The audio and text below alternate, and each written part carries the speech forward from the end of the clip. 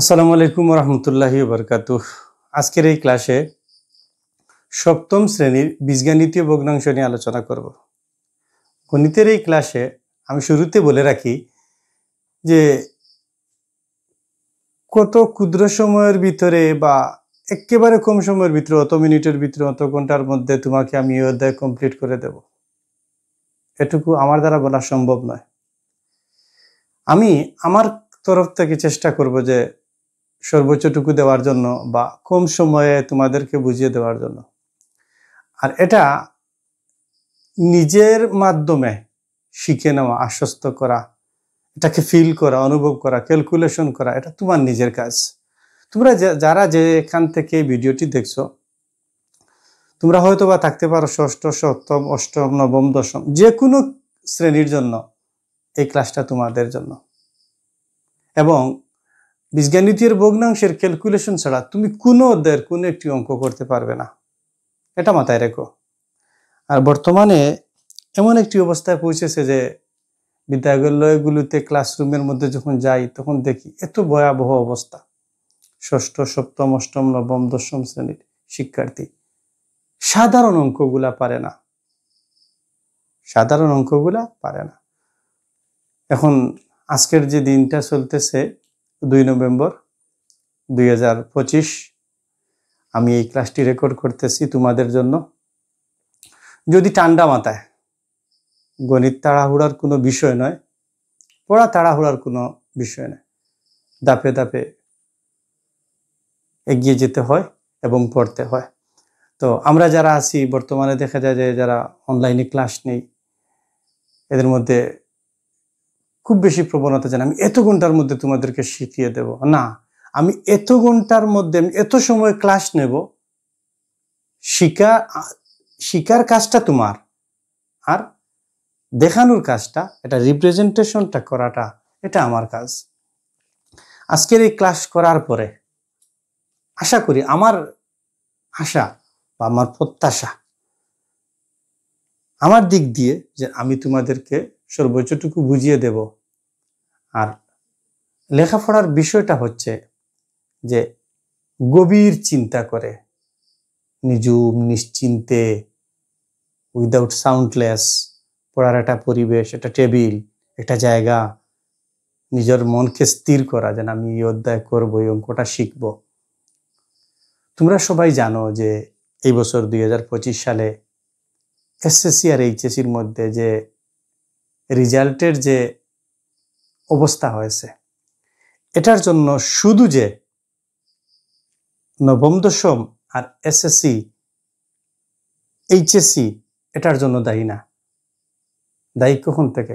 একটা ছাত্র ষষ্ঠ শ্রেণী, সপ্তম শ্রেণী, অষ্টম শ্রেণী, নবম, দশম, এই ষষ্ঠ, সপ্তম, অষ্টম, নবম বা অষ্টম পর্যন্ত এই 3 শ্রেণীর অঙ্কটুকু সে ভালো মতো বুঝে না। গণিতের কিছু নিজস্ব কিছু ভাষা আছে, গণিতের তার নিজস্ব কিছু রুল রেগুলেশন আছে, গণিতের তার নিজস্ব কিছু কথা আছে। সে একটি নির্দিষ্ট পথে যায়, ক্যালকুলেশনটা তোমার ইচ্ছা মতো। এই যে একটা এরিয়া আছে, এই এরিয়াতে ঢুকার পরে তুমি নিজে ডিসাইড করবে যে এটা আমি করব, আমি পারবো। আমাদের মধ্যে এখন প্রবণতা দেখা যায়, আমরা ক্লাস নেই যারা, তারা খুব আগ্রহর সহিত ক্লাস নেই, যেন আমি আমার স্টুডেন্টদেরকে বুঝিয়ে দেব। কিন্তু যারা ক্লাসটা দেখে, তাদের আগ্রহটা দেখা যায়। যারা ক্লাস করে, ক্লাসটা রেকর্ড করে, ক্লাসটা ছাত্রছাত্রীদেরকে শিখায়, তাদের ক্ষেত্রে যে ক্লাস করার, শিখানোর যে আগ্রহ, ছাত্রছাত্রীদেরকে তার অর্ধেকের চাইতে আরো কম, আরো কম, আরো কম। তোমাদের যে অবস্থা হয়েছে জানি না, আল্লাহ মালুম, আল্লাহ মালুম। তোমরা কোথায় গিয়ে যে দাঁড়াবে তার কোনো শেষ নেই। আমি এত কথা না বলে সর্বপ্রথম ক্লাসের মধ্যে ঢুকে পড়ি। আমাদের আজকের ক্লাসের টপিকটা হবে যে বীজগণিতীয় ভগ্নাংশ। কি হবে? বীজগণিতীয় ভগ্নাংশ। আমরা এর আগে পাটিগণিতীয় ভগ্নাংশ করেছি। কি করেছি? পাটিগণিতীয় ভগ্নাংশ করেছি। ভগ্নাংশ কি? ভাগের অংশ। ভগ্নাংশ কি? ভাগের অংশ। এটা পূর্ণ অংশ নয়। সাধারণত আমরা যদি চিন্তা করি, একটা বৃত্ত নেই, বৃত্ত নিয়ে 4টি ভাগ করি, কেন্দ্র বরাবর যদি দুইটি সরল রেখা আঁকি, একটা বিন্দুতে ছেদ করে। এইটার মধ্যে মনে করো একটা সাইড আমি ডার্ক করে দিলাম। তাহলে আমি একটা বৃত্তকে কয়টি ভাগে ভাগ করেছি? 4 ভাগে ভাগ করেছি। এর মধ্যে আমি একটি ভাগ ডার্ক করেছি, 4 ভাগের 1 ভাগ ডার্ক হয়ে গেছে। এটা পাটিগণিতীয়। কিন্তু বীজগণিতের ক্ষেত্রে, বীজগণিতীয় ভগ্নাংশ করার ক্ষেত্রে অবশ্যই তোমাকে অক্ষর প্রতীক নিতে হবে, কোনো কিছু ধরে নিতে হবে, চলক ধরে নিতে হবে। তারপরে তোমার বীজগণিতের এরিয়ার মধ্যে তুমি ঢুকে গেলে। মনে করো আমি কয়েকটা লিখতেছি যে a/4 একটা বীজগণিতীয় ভগ্নাংশ, 5/b আরেকটি বীজগণিতীয় ভগ্নাংশ, a/b আরেকটি বীজগণিতীয় ভগ্নাংশ, 2a/a+b একটা বীজগণিতীয় ভগ্নাংশ, a/2x আরেকটি বীজগণিতীয় ভগ্নাংশ, x/x+1 এটা একটা বীজগণিতীয় ভগ্নাংশ, 2x plus 1/x-3 তার একটা বীজগণিতীয় ভগ্নাংশ। এবং যেটা পাটিগণিতের ভগ্নাংশের লব থাকে, হর থাকে, বীজগণিতেও ভগ্নাংশের লব থাকে, হর থাকে। এটাকে তুমি কি ধরবা? লব। এটাকে তুমি কি ধরবা? হর ধরবা। বুঝছো? আমরা এগুলাকে সাধারণত বীজগণিতীয় ভগ্নাংশের, এটাকে বলবো লব, এটাকে বলবো হর, এবং প্রত্যেকটাই হচ্ছে বীজগণিতীয় ভগ্নাংশ। তোমরা লক্ষ্য করো, এই প্রথম ভগ্নাংশের মধ্যে এ আছে, বি আছে, দ্বিতীয় ভগ্নাংশের মধ্যে এ বি আছে, এই জায়গায় এ আছে, বি আছে, এক্স আছে, এক্স আছে, এক্স আছে। তাহলে তোমরা বুঝতে পারছো যে বীজগণিতীয় ভগ্নাংশের ক্ষেত্রে অবশ্যই কি করতে হবে? অক্ষর প্রতীকের ব্যবহার করতে হবে। অক্ষর প্রতীক ছাড়া বীজগণিতীয় ভগ্নাংশ হবে না। এটা যেন মনে রেখো। বুঝছো? এটা তোমরা খুব ভালোভাবে মনে রেখো।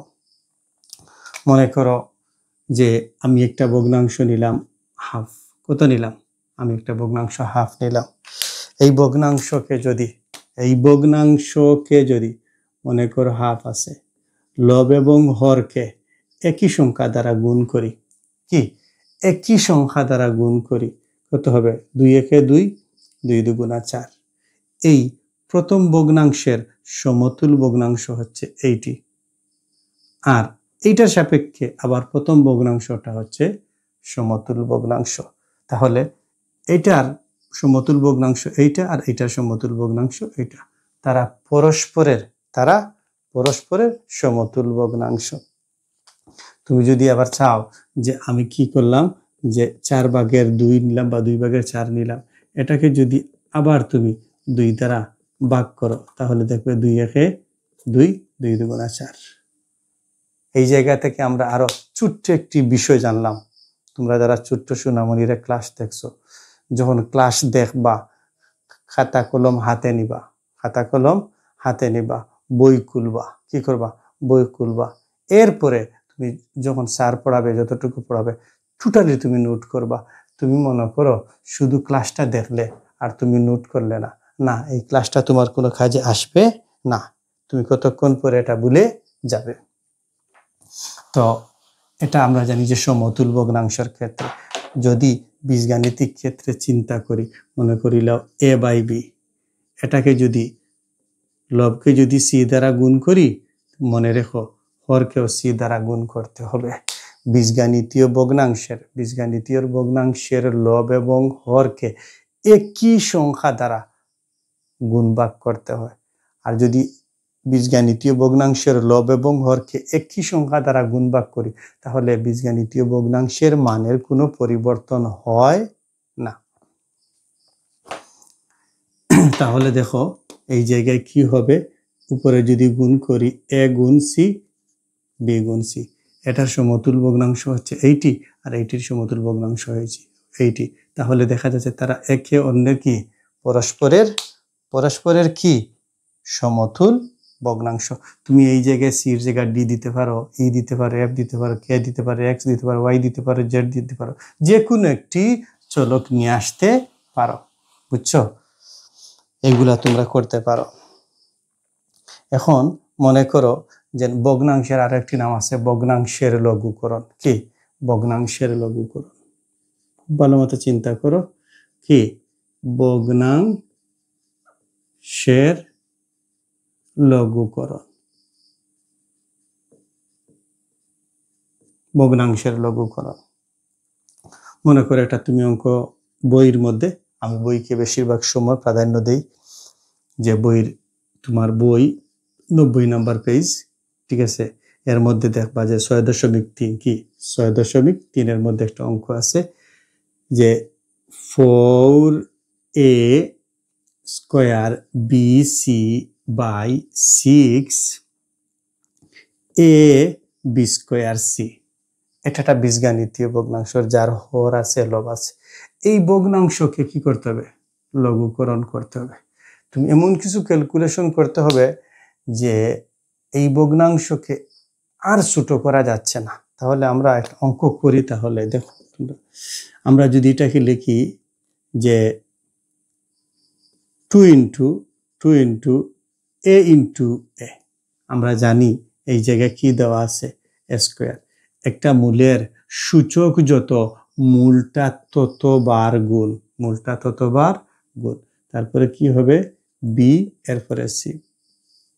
ওকে, এরপরে 6 আছে, 3 দুগুণা 6 বা 2 3 6। এরপরে কি হবে? a হবে। b স্কয়ার আছে, আমরা b স্কয়ারকে লিখতে পারি b ইন্টু b। এরপরে c এর জায়গায় c। এই জায়গায় আমরা কেটে দিতে পারি, ঠিক আছে? এই জায়গায় আমরা হুবহু কি করতে পারি? কেটে দিতে পারি। কি করতে পারি? যে এই এ কেটে দিতে পারি, আবার বি সি কেটে দিতে পারি। তাহলে আমরা যে অবশিষ্ট যেটা পাবো এটাই তার ভগ্নাংশের লঘুকরণ। আমরা এটা না করে আর একটু সহজ করব, একটু 2-1 লাইন বলান করব, বাড়িয়ে করব। মনে করো এই 2 এর সাথে আমি এই এটা নিয়ে নিলাম। কি নিলাম?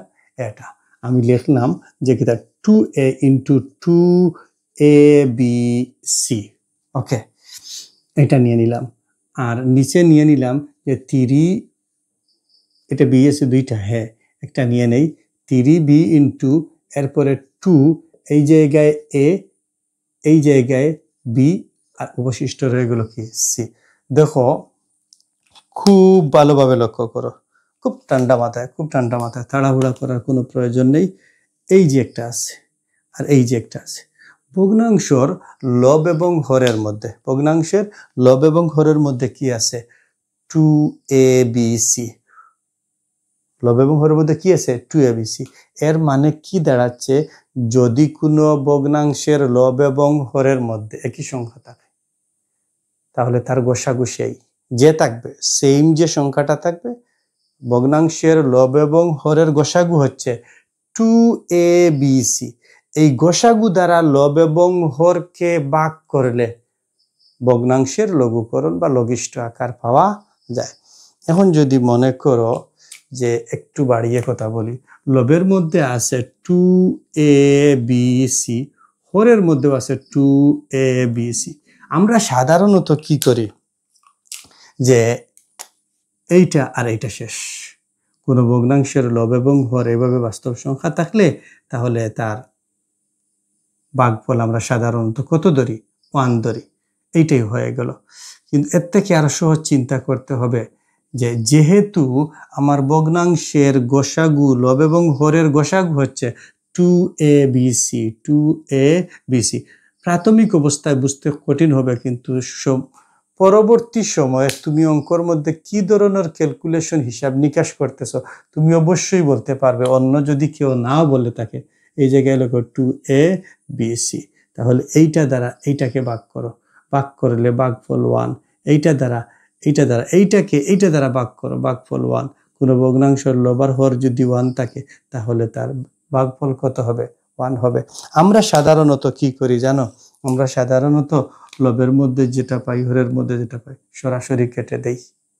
হ্যাঁ এটাও হবে, তবে তোমার মধ্যে থাকতে হবে যে আমার লব আর হরের গসাগু যত, তত দ্বারা ভগ্নাংশের লব এবং হরকে ভাগ করলে তার লঘিষ্ঠ আকার পাওয়া যায়।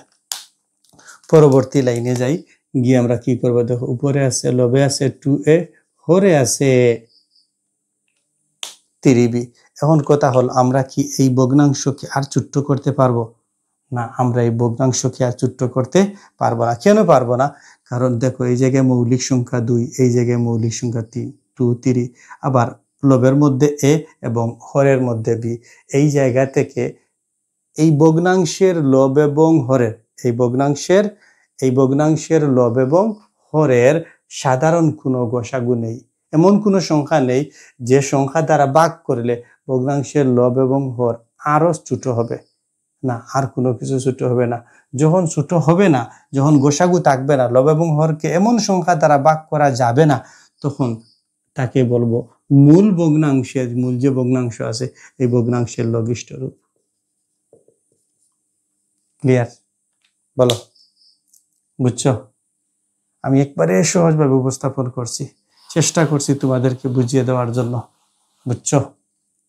বলো আমাকে, এগুলা কি বোঝা যায় না বোঝা যায় না? বলো, এগুলা কি বোঝা যায়? হ্যাঁ অবশ্যই বোঝা যায়। মনে করো একটা ভগ্নাংশ আছে a স্কয়ার b এবং ভগ্নাংশের হরে আছে a b স্কয়ার। আমরা এটাকে সুন্দর করে লিখব। কি করব? সুন্দর করে লিখব a ইন্টু ab, তারপরে লিখব b ইন্টু ab। দেখো হয় কি হয় না? যদি এই a আর a কে গুণ করি a স্কয়ার হবে, আর যদি এই b আর এই b কে গুণ করি তাহলে b স্কয়ার হবে। আগের অবস্থায় আমরা চলে যাব। কি অবস্থায় চলে যাব? আগের অবস্থায় চলে যাব। এখন লক্ষ্য করো, লবার হরের গসাগু কত? ab। ab দ্বারা লব এবং হরকে ভাগ করলে ab চলে যাবে। ডিরেক্ট আমরা লিখতে পারবো a by b। a by b এর সমতুল ভগ্নাংশ হচ্ছে এইটার সমতুল ভগ্নাংশ হচ্ছে এইটা। ক্লিয়ার? বুঝছো? এবং এই যে মূল ভগ্নাংশ আছে এটা থেকে যেটা আমরা পেলাম, এর থেকে আর ছোট করা যাবে না। এমন কোনো সংখ্যা নেই লব এবং হরকে ভাগ করা যাবে। এই ছোট্ট বিষয়গুলো আসলে তোমরা পারো না, এবং একেবারেই তোমরা কি করো? অবহেলা করো। এটা কোনো গুরুত্বই তোমরা দাও না, যে এটা আবার কি। যখন তোমরা ক্যালকুলেশন করতে যাও তখন আর পারো না। আমার কথা কি তোমরা বুঝতে পারছো? বলো, আমার কথা কি তোমরা বুঝতে পারছো? মনে করো আরেকটি করি, যে 2mn, তারপরে কি হবে যে 4m স্কয়ার। ওকে, এই জায়গায় যদি আমি লিখি, যে 2m ইন্টু n, সেম কথা, প্রত্যেকটার মধ্যেখানে ইন্টু বা ডট আছে, গুণ চিহ্ন আছে। আর এই 4কে যদি আমি লিখি 2 ইন্টু m ইন্টু m, তা কি বলা যায় না? হ্যাঁ বলা যায়। কিভাবে বলা যায়? যে আমরা জানি a পাওয়ার m গুণ a পাওয়ার n সমজাতীয় মূল। এগুলা কি? এটা একটা সূচকীয় রাশি, এটা একটা সূচকীয় রাশি। একটি মূল যদি আরেকটি মূলের সাথে, আর মূলটা যদি সমজাতীয় মূল হয়, যতটি মূল থাকে একটি মূল আসে। একটি মূল যদি আরেকটি মূলের সাথে, একটি মূল যদি আরেকটি মূলের সাথে গুণ অবস্থায় থাকে, তো সূচক যোগ হবে। কি যোগ হবে? সূচক যোগ হবে। এই জায়গায় যে আপনি এই কথা চিন্তা করেন যে m গুণ m, আমরা জানি যে কোনো সংখ্যার সূচক যদি না থাকে তাহলে অবশ্যই কত থাকে? 1 থাকে। তাহলে দুইটা মূল থেকে কয়টা মূল আসবে? একটা মূল, এবং তার সূচক কি হবে? যোগ হবে। যে মূলের সামনে গুণ চিহ্ন থাকবে সেই মূলের সূচকের সামনে প্লাস চিহ্ন হবে। ওকে, এই জায়গায় কি হবে বলো তো? m স্কয়ার হবে। এখন আমরা এর পরের লাইনে এই জায়গায় লিখব 2m ইন্টু n। ওকে, তারপরে এই 2 নিয়ে আসলাম, আর এই m নিয়ে আসলাম, আবার এই 2 এই m নিয়ে আসলাম। দেখো হয় কি হয় না? হ্যাঁ হয়। এই জায়গায় দেখা যাচ্ছে এই ভগ্নাংশের লব এবং হরের মধ্যে রয়েছে 2m। এর মানে এই ভগ্নাংশের লব এবং হরের গসাগু হচ্ছে 2m। এই গসাগু দ্বারা লব এবং হরকে ভাগ করলে যে ভাগফলটা আমরা পাবো, লবের মধ্যে থাকবে n, হরের মধ্যে থাকবে 2m, এবং এই লব এবং হরকে 1 ছাড়া আর কোনো সংখ্যা দ্বারা, এই লব এবং হরকে 1 ছাড়া অন্য কোনো সংখ্যা দ্বারা ভাগ করা যাবে না, বা এই লব এবং হরের 1 ছাড়া ভিন্ন কোনো গোসাগু নেই। এর থেকে আর ছোট্ট হবে না। এটাই হচ্ছে মূল ভগ্নাংশের লঘিষ্ঠ রূপ, সবচেয়ে ছোট্ট রূপ, আর ছোট্ট করা যাবে না। আমার মনে হয় তোমাদের বুঝতে সমস্যা হয়নি, আশা করি তোমাদের সমস্যা hয়নি, বুঝছো? তারপরে দেখো আমাদের বইয়ের মধ্যে অঙ্ক আছে, উদাহরণ 2 কি আছে, 2 স্কয়ার + 3ab। ওকে, তারপরে হরের মধ্যে আছে 4 স্কয়ার - 9b স্কয়ার। একটি বীজগাণিতীয় ভগ্নাংশ কি আছে, একটি বীজগাণিতীয় ভগ্নাংশ আছে। এই বীজগাণিতীয় ভগ্নাংশকে আমরা লঘিষ্ঠ আকারে প্রকাশ করব। কি আকারে প্রকাশ করব? লঘিষ্ঠ আকারে প্রকাশ করব। দেখো হরের মধ্যে রয়েছে 4 স্কয়ার।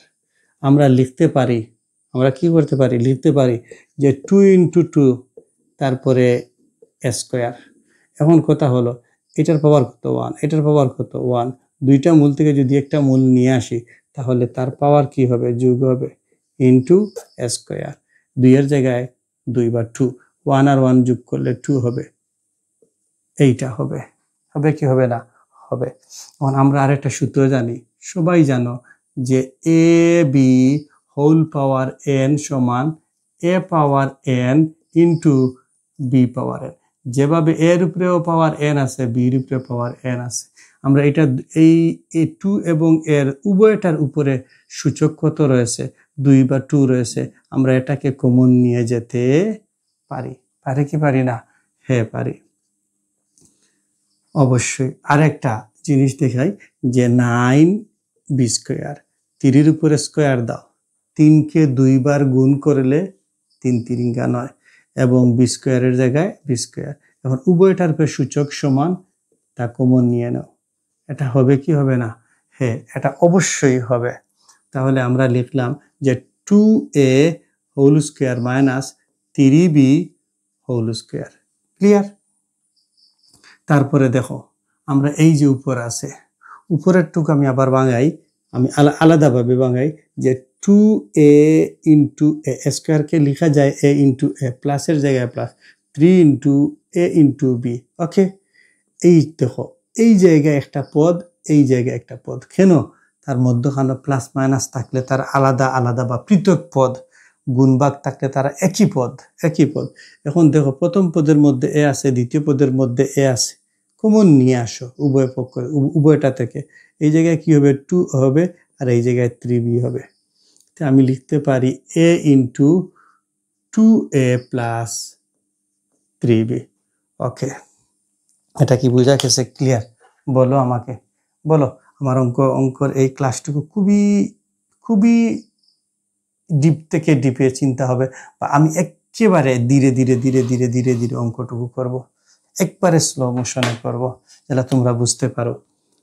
তারপরে দেখো আমি যদি চিন্তা করি এইটা, আমি যদি চিন্তা করি এইটা, আমি এই ব্র্যাকেটের ভিতর যতটুকু জায়গা আছে ভিতর, আমি এটাকে চিন্তা করতে পারি এ, এইটাকে চিন্তা করতে পারি বি, সমস্তটাকে চিন্তা করতে পারি বি।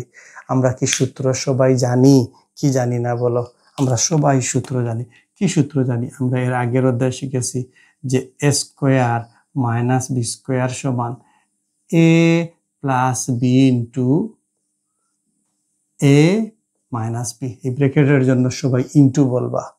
আমি এইটা দিয়ে দিলাম, কি রয়ে গেল a, তারপরে লিখব 2a প্লাস 3b, আর এইটা a square minus b square, কি লিখব? এইটা হলো a সূত্রের প্লাস, এরপরে হলো b, তারপরে আবার a মাইনাস b। এটা কি লেখা যায় না? অবশ্যই লেখা যায়। আমি দেখতে পাচ্ছি যে আমার যে ভগ্নাংশ আছে, এই ভগ্নাংশের লবের মধ্যে রয়েছে 2a + 3b, হরের মধ্যে রয়েছে 2a + 3b।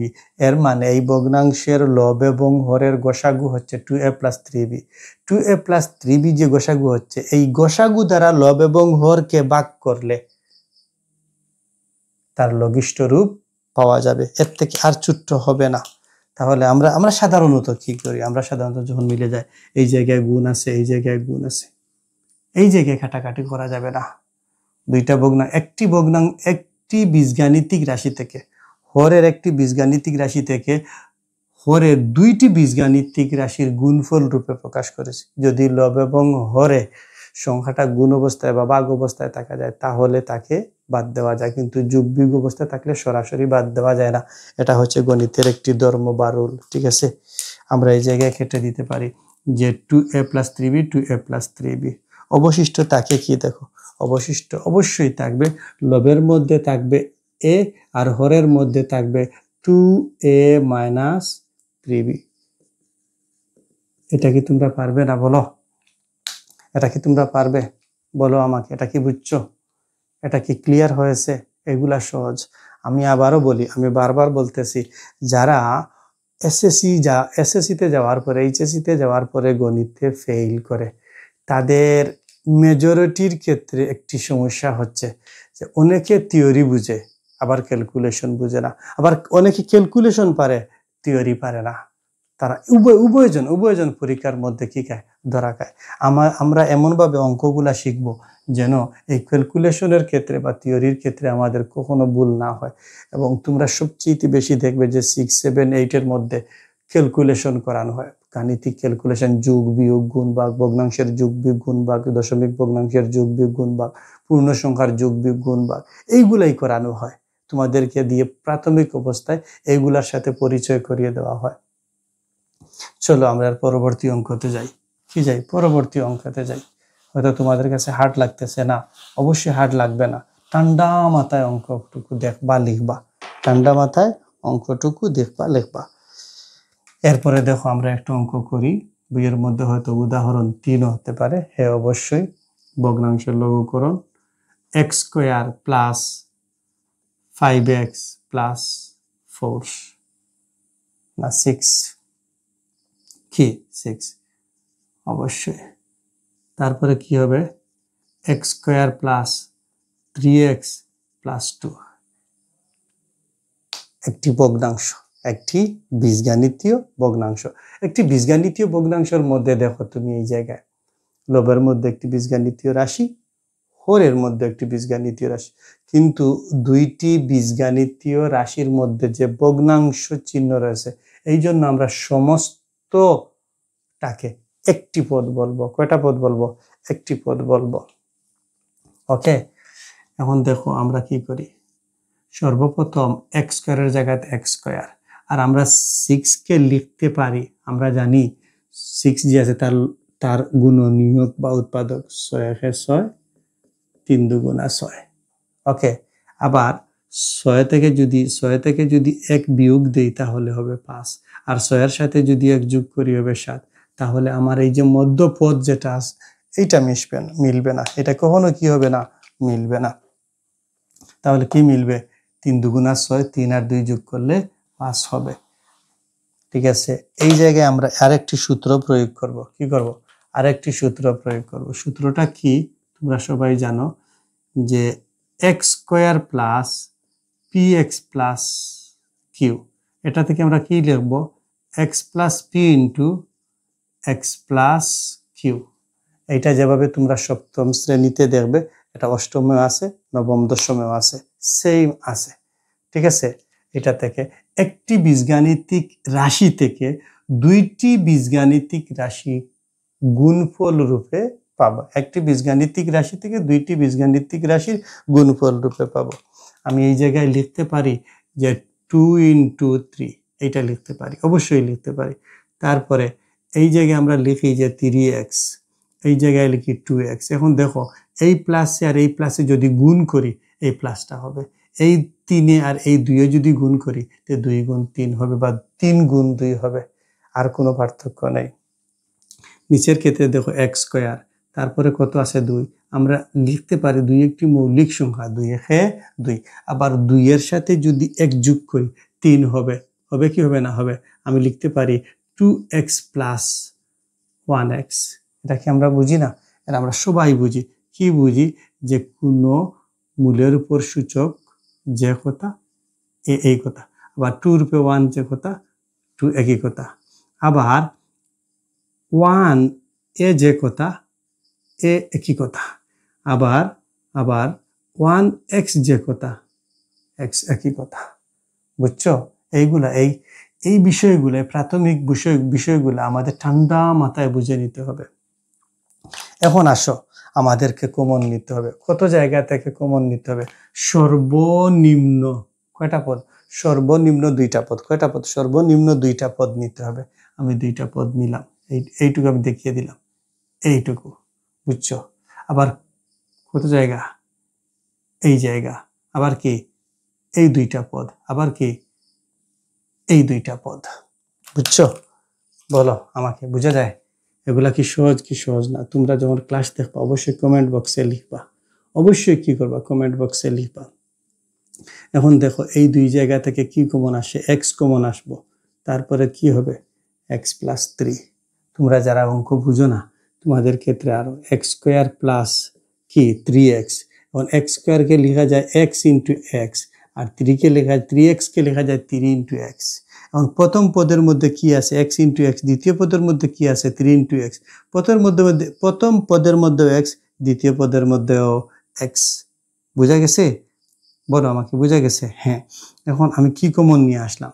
বুঝার সাথে আমি কেটে দিলাম, কিন্তু কাটতে হবে না। এই জায়গায় x থাকলো, এই জায়গায় 3 থাকলো। বুঝছো? তারপরে প্লাস নিয়ে আসো, এই প্লাস এই প্লাস। প্রথম পদেও আছে 2, দ্বিতীয় পদেও 2। বুঝার সাথে কাটাকাটি করছি, তোমরা কাটবা না। এই জায়গায় 2 নিয়ে আসলাম, তারপরে এই জায়গায় কি থাকবে? x, এই জায়গায় 3। আমার মনে হয়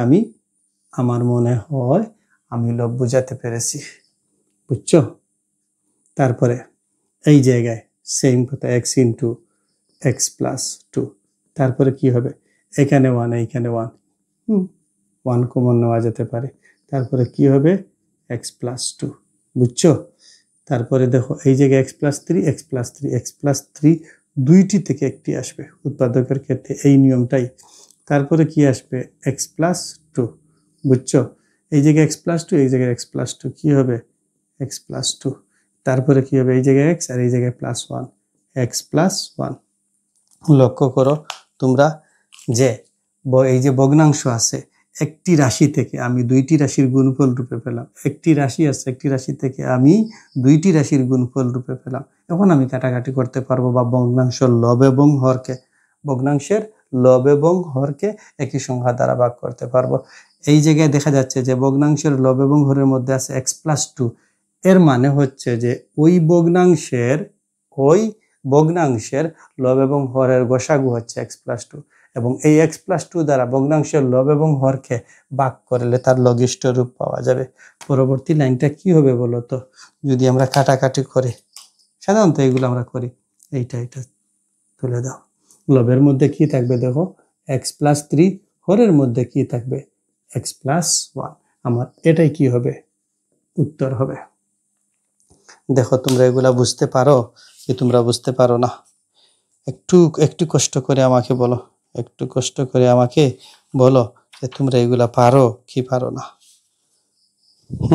বলো, তোমরা কি পারবা না পারবা না? এই যে অঙ্ক যেগুলা করালাম, এগুলা হুবহু অনুশীলনীর মধ্যে আছে। 6.1 কোথায় আছে? 6.1 মধ্যে আছে। চলো অন্ততপক্ষে একটি অঙ্ক আমরা অনুশীলনীর করে দেই। তোমরা যারা অঙ্ক বুঝো না, তোমরা বেশ করে অঙ্ক প্র্যাকটিস করবা। অঙ্ক খাতায় কলমে লেখার কোনো বিকল্প নাই। অবশ্যই তোমাকে কি করতে হবে? খাতায় কলমে লিখতে হবে। তোমাদের অনুশীলনী 6.1 অঙ্ক নাম্বার 10। কি অঙ্ক number 10? x square plus 2x minus 15। তারপরে x square plus 9x plus 20। এটা কি তোমরা পারবা? তোমরা সবাই পারো। এটা কি পারো? তোমরা সবাই এইগুলা পারো না এমন কেউ পাওয়া যাবে না। দেখো প্রথমে লবের মধ্যে হর আছে, এই সূত্রটা কোন সূত্রটা তোমরা লক্ষ্য করো। আমরা বেশিরভাগ ক্ষেত্রে এই সূত্রটা ক্যালকুলেশন করব। এই সূত্রটা বুঝছো? এখন আমরা পেয়েছি 15, এই জায়গায় কি পাইছি 15, 15, এটার গুণনীয়ক বা উৎপাদক করি, কত 15, তারপরে কত হবে বলো, কত হবে? 3×15 হবে। কত হবে? 3×15 হবে। হবে কি হবে না? আবার লক্ষ্য করো, 15 রেখে যোগ করলে 16, আমার মধ্যপদ হলো 2, হবে না। আবার 15 থেকে 1 বিয়োগ দিলাম 14, তাও হবে না। এইটা হবে 3×15, আর 5 থেকে যদি 3 বিয়োগ করি তাহলে 2 হবে। হবে কি হবে না? অবশ্যই হবে। তাহলে আমার উপরের লাইনটা হবে যে x² 5x minus 3x plus মাইনাসে গুণ করলে মাইনাস 5 আর 3 গুণ করলে 5 × 3, আমি এইভাবে লিখে নিলাম। ওকে, তারপরে দেখা জায়গায় কি হবে x², আবার 20 পেলাম। আমরা কিভাবে পাবো? 1 20 20, 20 একে 20, এরপরে 2 10, এরপরে কত 4×5 = 20, 4×5 = 20। দেখো 10-এর সাথে যদি 10-এর সাথে 2 যোগ করি 12 হবে, আর 10 থেকে 2 বিয়োগ দিলে 8 হবে। আমার মধ্যপদ হচ্ছে কত 9, আমার মিলবে না। আবার যদি আমি চিন্তা করি 20-এর সাথে 1 যোগ করি 21, বা 20 থেকে 1 বিয়োগ দিলে, যোগ বিয়োগ করলে হবে না, এই জায়গায় হবে না, একমাত্র এটা হবে 4×5 = 20। 4 আর 5 যদি যোগ করি, কি করি 4 আর 5 যোগ করি, তাহলে আমার হবে 9x, এই জায়গায় প্লাস, এই জায়গায় প্লাস, গুণ করলে প্লাস, এই জায়গায় 5, এই জায়গায় 4, গুণ করলে 5 × 4, এইটা হবে। তারপরে প্রথম দুইটা পদ থেকে কমন নিয়ে আসি, x × x + 5, তারপরে মাইনাস। মনে রাখবা যখন মাইনাস কমন নিয়ে আসবা তখন ব্র্যাকেটের ভিতরের যতটা প্রক্রিয়া চিহ্ন থাকবো প্রত্যেকটা প্রক্রিয়া চিহ্নের পরিবর্তন হয়ে যাবে। এই জায়গায় 3 আছে, এই জায়গায় 3, বুঝার স্বার্থে কাটাকাটি করছে, তোমরা করবা না। 3, তারপরে কি হবে x + 5। আবার যদি তুমি এই জায়গায় মাইনাসে প্লাসে মাইনাস, মাইনাসে প্লাসে মাইনাস, এটা হয়ে যাবে। নিচ কি হবে? আবার দুইটা পদ, এই দুইটা পদ থেকে x কমন আসবে, x + 5 হবে, প্লাস আসবে, এই জায়গায় 4, এই জায়গায় 4, বুঝার সাথে কেটে নিলাম, তোমরা কাটবো না। x + কি 5, এখন x + 5 দুইটা থেকে একটা, কয়টা? দুইটা থেকে একটা, আর বাইরে হলো x - 3। তারপরে কি x + 5 কয়টা? দুইটা থেকে একটা, বাইরে কি x + 4। দেখো এই ভগ্নাংশের লব এবং হরের গসাগু হচ্ছে কত? x + 5। এর মানে x + 5 দ্বারা লব এবং হরকে ভাগ করলে আর ভাগফল যেটা হবে সেটাই ভগ্নাংশের লঘিষ্ঠকরণ। এটা আমরা যদি কেটেও দেই, যদি ভাগের নিয়ম অনুসারে, তাহলে হবে। তাহলে কি লিখবো? x - 3, আর কি লিখবো? x + 4। হয়তো তোমাদের কাছে একটু কঠিন লাগতে পারে, আসলে এটা কোনো কঠিন না। এটা কি না? এটা কোনো কঠিন না, কঠিন হওয়ার কথা না, মোটেও এটা কঠিন হওয়ার কথা না। বুঝছো? হ্যাঁ, বুঝছো? ওকে, আমরা ভগ্নাংশের লঘিষ্ঠকরণ দেখলাম। এখন আমরা দেখব সাধারণ হর বিশিষ্ট ভগ্নাংশে রূপান্তর। কি সাধারণ হর বিশিষ্ট ভগ্নাংশে রূপান্তর দেখব। কি দেখব? সাধারণ হর বিশিষ্ট ভগ্নাংশে রূপান্তর দেখব। তোমরা দেখবা যে সাধারণ হর বিশিষ্ট ভগ্নাংশে যখন রূপান্তর করব, তোমাদের কাছে খুবই সহজ লাগবে। বুঝছো? কি লাগবে? খুবই সহজ লাগবে। প্রথমত আমরা দুইটা ভগ্নাংশ নেই। একটা ভগ্নাংশ হলো a/2b,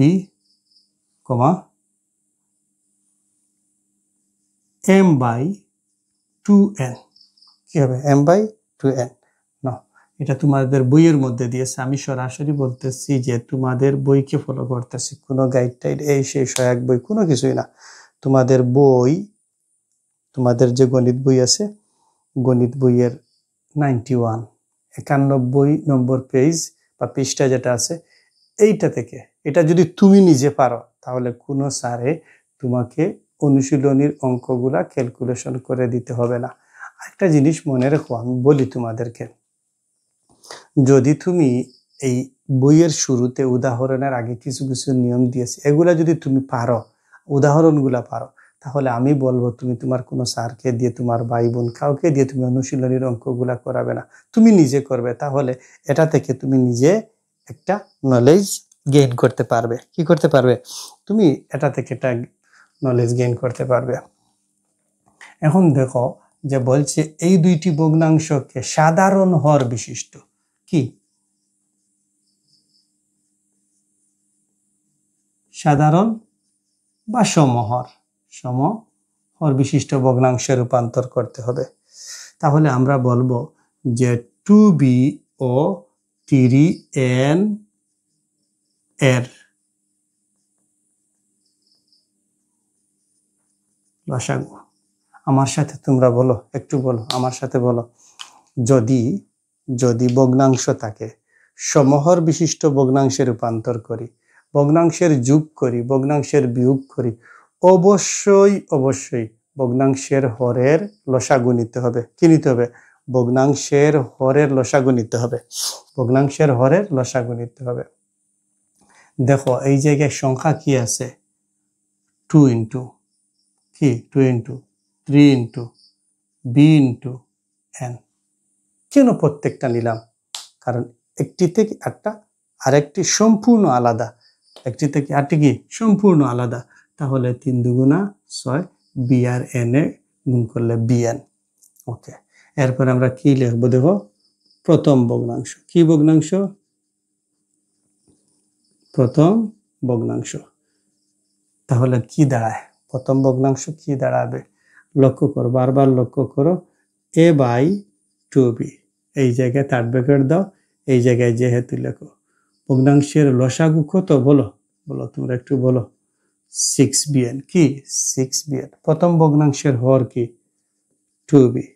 এইটা এইটা এইটা এইটা ভাগ করলে একটু কত হবে? 3n। এটা একবারে অথেন্টিক, রিয়েল বা পিওর। আমরা যারা মাধ্যমিক বা হাই স্কুল লেভেল বা কলেজ লেভেল অতিক্রম করে এসেছি, আমাদেরকে যে স্যাররা পড়িয়েছে, তারা আমাদেরকে এই নিয়ম দেখিয়ে দিয়েছে যে বাবা তুমি এইটা করো, এটা করলে তোমার অঙ্কর মাদের কোনো সমস্যা হবে না। এখন আমাকে এই যে ভাগফল পেয়েছি, এই যে ভাগফল পেয়েছি, লসাগুকে প্রথম ভগ্নাংশের হর দ্বারা ভাগ করছি, ভাগফল পাইছি। এই ভাগফল দ্বারা লব এবং হরকে গুণ করতে হবে। a গুণ 3n, 2b গুণ 3n। ওকে, এখন সাংখ্যিক সহগ সামনে চলে আসবে, an আর 3 দুগুণা 6 সাংখ্যিক সহগ, এরপরে b লিখবো, এরপরে n লিখবো।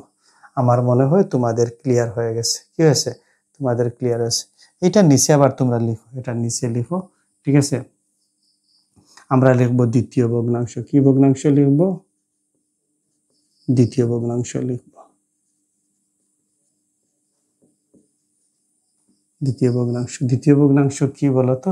দ্বিতীয় ভগ্নাংশ হচ্ছে m/3n। আর আমার লসাগু কত হচ্ছে? 6bn, 6bn। দ্বিতীয় ভগ্নাংশের হর কত? 3n, 3n। এই n এ চলে যাবে, 3 দুগুণা 6। এর মানে আমার ভাগফল কত থাকবে? 2b। এই 2b দ্বারা এই ভগ্নাংশের লব এবং হরকে গুণ করতে হবে। তাহলে কি করব? m ইন্টু 2b, আর এই জায়গায় লিখবো 3n ইন্টু 2b। সাংখ্যিক সহগ সামনে নিয়ে আসি, bm, আর এই জায়গায় 3 দুগুণা 6, b সামনে, n পরে। লক্ষ্য করো, ভালো মতো লক্ষ্য করো। এই জায়গায় দেখো, এই ভগ্নাংশের হর হচ্ছে 6bn, 6bn, আর এই ভগ্নাংশের হর হচ্ছে 6bn। উভয়টা সমান কি সমান না? হ্যাঁ, উভয়টা সমান, সম বা সাধারণ। কি সাধারণ হর বিশিষ্ট ভগ্নাংশে রূপান্তর। আমরা বলতে পারি এই দুইটি ভগ্নাংশের সমহর বিশিষ্ট ভগ্নাংশ হচ্ছে যথাক্রমে এইটা আর এইটা। আশা করি তোমাদের বুঝতে সমস্যা হয়নি। আমি আশা করি তোমাদের বুঝতে কোনো সমস্যা হয়নি। বুঝছো? বলো আমাকে, কোনো সমস্যা হচ্ছে? হলে বলো যে না আমরা এই জায়গায় বুঝি নাই। কমেন্টে লিখো, যখন তোমরা ক্লাসগুলো দেখবা তখন কমেন্টে লিখবা যে বুঝছো না বুঝছো না। ওকে, এগুলার মধ্যে আর সমস্যা থাকার কথা না, বুঝছো। আমরা একটু মুছে দেব, কারণ সাধারণ হর বিশিষ্ট ভগ্নাংশে রূপান্তর করতে আমরা সরাসরি একটা উদাহরণ নেব, সরাসরি নেব। কি নেব? বইয়ের 93 নম্বর পেজ। কত নম্বর পেজ? তোমাদের বই সপ্তম শ্রেণীর গণিত বইয়ের 93, উদাহরণ নাম্বার 6। কত? উদাহরণ নাম্বার 6, উদাহরণ নাম্বার 6। আমরা প্রথমে লিখি, ভগ্নাংশগুলা লিখি যে x স্কয়ার প্লাস, আমি একটু ভুল করছি, যেহেতু ভগ্নাংশ লব লিখতে হবে, 1 বাই কি 1 by x square plus 3x। Okay, একটি ভগ্নাংশ। আরেকটি ভগ্নাংশ হচ্ছে 2 by x square plus 5x plus 6। Okay, আরেকটি ভগ্নাংশ হচ্ছে 3 by x square minus x minus 12। এই তিনটা ভগ্নাংশ। কয়টা ভগ্নাংশ? এই তিনটা ভগ্নাংশ। এই তিনটা ভগ্নাংশ মনে করিলা যদি সপ্তম শ্রেণীতে এই প্রশ্নটা তোমাদের বার্ষিক পরীক্ষা বা যে কোনো পরীক্ষায় দিয়ে থাকে, মনে রাখবো অবশ্যই এটা সিকিউ এর মধ্যে দেবে, সৃজনশীলের মধ্যে দেবে। আমরা এই জায়গায় লিখব যে প্রথম ভগ্নাংশের হর। প্রথম ভগ্নাংশের হর কত? x square plus 3x। কি কমন যাবে? x কমন যাবে, x প্লাস 3। এরপরে আমরা লিখব কি দ্বিতীয় ভগ্নাংশের হর। দ্বিতীয় ভগ্নাংশ কি? দেখো, ঠান্ডা মাথায় লক্ষ্য করো, x স্কয়ার প্লাস 5x। একটু আগে আমরা এই অঙ্কটা করে ফেলেছি। x square plus 3x plus 2x plus 3 into 2, 3 দুগুণা 6, যোগ বিয়োগ করলে একটু আগে আমি অঙ্কটি তোমাদেরকে করে দিয়েছি। x into x plus 3 plus 2 into x plus 3। তারপরে কি হবে? x প্লাস 3, দুইটা থেকে একটা, আর তারপরে হবে x প্লাস 2, এইটা। তারপরে আমরা বলবো তৃতীয় ভগ্নাংশের হর। তৃতীয় ভগ্নাংশের হর কি? তৃতীয় ভগ্নাংশের হর, তৃতীয় ভগ্নাংশের হর, বুঝছো? তৃতীয় ভগ্নাংশের হর x square minus x minus 12, x square কি? x square. আমরা লিখতে পারবো 12 গুণনীয়ক বা উৎপাদক। এই যে ধ্রুবপদ যেটা আছে, এই যে ধ্রুবপদ যেটা আছে, x বর্জিত যে পদ আছে, কি আছে? x বর্জিত যে পদ আছে, এই পদটা করার ক্ষেত্রে আমরা এটা গুণনীয়ক বা উৎপাদকে বিশ্লেষণ করব, ঠিক আছে? যে 3 12, এই জায়গায় লিখবো মাইনাস 4x, আর এই জায়গায় লিখবো প্লাস 3x। এই দেখো মাইনাসে প্লাসে, এই জায়গায় ভুল করছি, মাইনাস 4 আর 3 গুণ করলে 3 12। বুঝছো? ক্লিয়ার? আমাকে বলো x into x minus 4 plus 3 into x minus 4। তারপরে কি হবে? x মাইনাস 4 দুইটি থেকে একটা, আর x প্লাস 3। দেখো অতটুকু জায়গা কি তোমাদের ক্লিয়ার হয়েছে? বলো আমাকে, বলো এতটুকু জায়গা কি তোমাদের ক্লিয়ার হয়েছে? এবং আগে যে সর্বপ্রথম আমি আর সূত্রটা আবার লিখবো। আমি প্রথমে যে সূত্রটা লিখেছিলাম যে x square plus px plus q, এটা সমান লেখা যাবে x plus p into x plus q। যদি তোমরা এইটা চিন্তা করতে পারো, কি পারো? এইটা চিন্তা করতে পারো, তাহলে তোমাদের অঙ্ক বুঝতে আর কোনো সমস্যা হবে না। বুঝছো? আমার কথা বুঝছো তোমরা? হ্যাঁ, বলো। এরপরে তোমরা লিখবা অতএব ভগ্নাংশগুলো হরের লসাগু আমরা জানি। আমি আবারও বলি, তোমরা শুনো, ঠান্ডা মাথায় শুনো, যদি কোনো ভগ্নাংশকে সমহর বিশিষ্ট ভগ্নাংশে রূপান্তর করতে, ভগ্নাংশের যোগ করতে, বিয়োগ করতে, অবশ্যই তোমাকে ভগ্নাংশের হরের লসাগু নিতে হবে। এই জায়গায় হরকে এই ফরম্যাটে নিতে হবে। এটা হচ্ছে গণিতের ভাষা। এটা কি? এটা গণিতের নিজস্ব ভাষা। তোমাকে এগুলা জানতে হবে, শিখতে হবে, মনে রাখতে হবে। তখন বলবো যে হর গুলোর কি লসাগু। লক্ষ্য করো, প্রথমে কি আছে? এক্স নিয়ে আসলাম, এক্স। তারপরে কি দেখো, কি যখন জায়গায় এক্স প্লাস টু পাওয়া যায়, হ্যাঁ এই জায়গায় দেখতে পাচ্ছি একটা এক্স প্লাস টু পাওয়া যায়, আমরা নিয়ে আসলাম এক্স প্লাস টু। তারপরে কি নিয়ে আসবো? ওই যে আছে এক্স প্লাস থ্রি, ওই যে আছে এক্স প্লাস থ্রি, ওই যে আছে এক্স প্লাস থ্রি, ওই এক্স প্লাস থ্রি নিয়ে আসবো। তারপরে কি থাকলো? এই জায়গায় তো নিয়ে আসছি, এই দুইটা নিয়ে আসছি, এটাও নিয়ে আসছি, এক্স মাইনাস ফোর। এটা হয়ে গেছে, এটা হয়ে গেছে। এখন আমরা লিখবো, কি লিখবো? এখন আমরা লিখবো যে এবার ভগ্নাংশগুলোকে সমহর বিশিষ্ট করি। এখন ভগ্নাংশগুলিকে কি করি? সমহর বিশিষ্ট ভগ্নাংশে প্রকাশ করি। ও লিখবা প্রথম ভগ্নাংশ। প্রথম ভগ্নাংশ কি? 1/x into x plus three. Okay, তারপরে আমরা কি করব? এই জায়গায় লিখবো, হ্যাঁ লিখি, থার্ড ব্র্যাকেট দিব, যেহেতু x into x plus two, x plus three, x minus four. Okay, প্রথম ভগ্নাংশের কি? প্রথম ভগ্নাংশের হর কি? X into x plus three.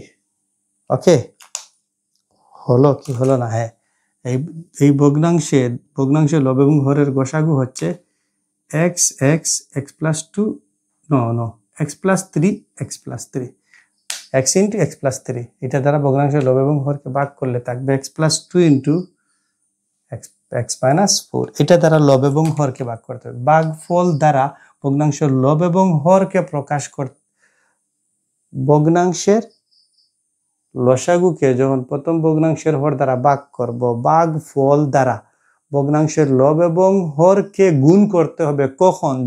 তখন যখন তাকে আমরা সমহর বিশিষ্ট ভগ্নাংশে রূপান্তর করব। আর যদি যোগ বিয়োগ হয় তাহলে শুধুমাত্র লবকে গুণ করব। ওকে, এই জায়গায় আমি কি লিখলাম? এক্স, হ্যাঁ এই জায়গায় কি লিখব? 1 ইন্টু এই যেটা আছে এক্স প্লাস টু, আর আরেকটা হলো এক্স এক্স মাইনাস ফোর। এইটা নিচে কি আছে? X into x plus three, আর এই যে দুইটা আছে এক্স প্লাস টু আর এক্স মাইনাস ফোর।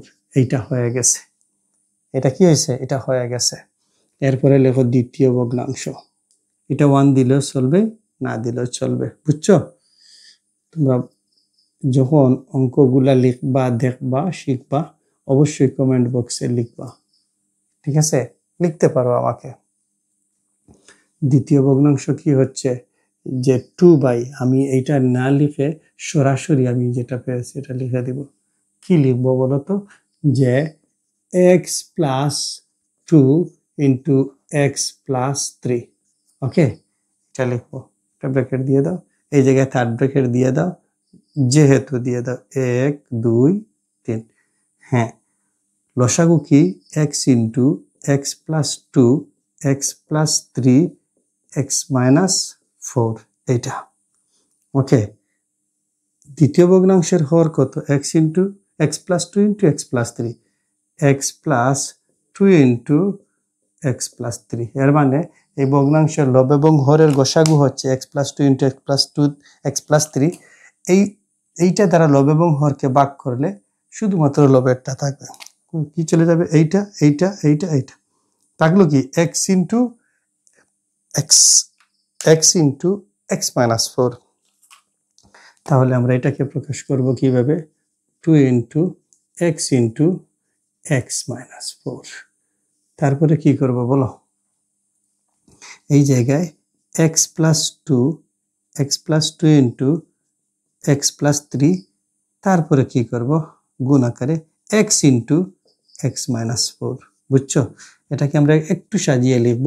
উপরে লিখব 2x সহগ সাংখ্যিক সামনে, এরপরে x মাইনাস 4, আর নিচেরটাকে এই xটা সামনে নিয়ে আসবো, x ইন্টু x প্লাস 2। কি লিখব? x প্লাস 2, x প্লাস 3, তারপরে লিখব x মাইনাস 4। বুঝছো? দেখো এইটায় আর এইটায় সমান হয়েছে কি সমান হয়নি? দেখো এইটা কি হয়েছে কি হয়নি? বুঝছো? এই জায়গায় আমরা একটা থার্ড ব্র্যাকেট দিইনি, দিয়ে দেবো। হ্যাঁ, দিয়ে দেবো। এই জায়গায় যেহেতু নিচে জায়গা হবে না, আমরা পাশে লিখে নিই, তোমরা নিচে নিচে লিখবা তৃতীয় ভগ্নাংশ। কিতা ভগ্নাংশ? তৃতীয় ভগ্নাংশ। কত? 3/3। এটা না লিখে আমরা সরাসরি এটা লিখব। কি লিখব? x প্লাস 3 আর হচ্ছে x মাইনাস 4। এইটা থার্ড বন্ধনী, যেহেতু লসাগুকে যে আছে ওটাকে লিখব x into x plus 2, x plus 3, x minus 4। তৃতীয় ভগ্নাংশের হর কত? x plus 3, x minus 4। এইটা চলে যাবে। বুঝছো?